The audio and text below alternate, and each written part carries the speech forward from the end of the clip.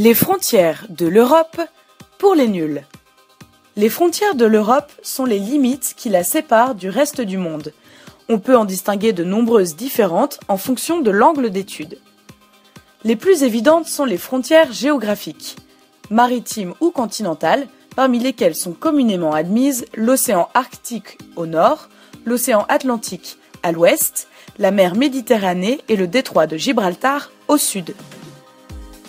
Toutefois, la séparation de l'Europe et de l'Asie peut poser problème, celle-ci étant réunie au sein d'un même continent dit eurasiatique.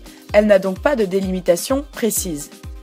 Les montagnes de l'Oural sont souvent retenues pour marquer la séparation, mais cela n'a pas toujours été le cas. Au Moyen-Âge, avant que la Russie ne devienne une véritable puissance européenne, c'était le fleuve Don qui servait généralement de démarcation. La frontière a été déplacée à l'est pour inclure à l'Europe une partie de l'État russe. Plus au sud, c'est souvent la mer Noire, le détroit du Bosphore, ainsi que les montagnes du Caucase qui sont retenues, même si, là aussi, des débats ont lieu. En effet, la Turquie, comme la Russie, pose souvent problème lorsque l'on tente de délimiter l'Europe et l'Asie, ces deux pays se trouvant à cheval sur les deux continents selon les frontières que l'on vient de définir.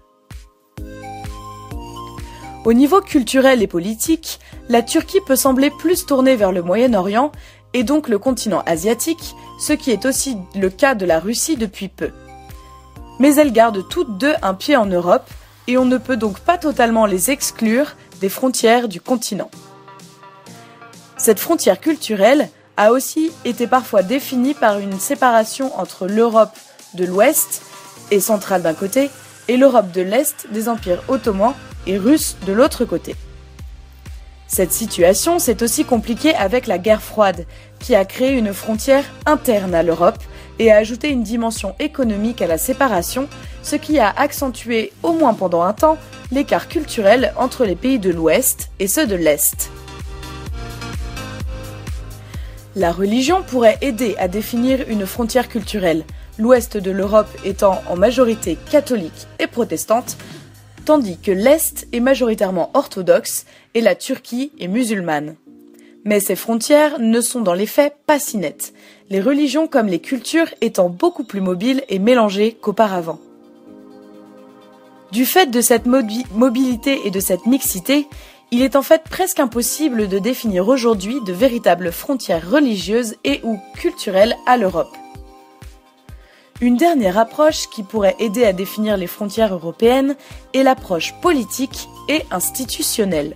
En effet, la construction européenne de ces 70 dernières années permet aujourd'hui de voir l'Union européenne comme une sorte de cœur de l'Europe, même si elle ne peut évidemment pas la représenter intégralement.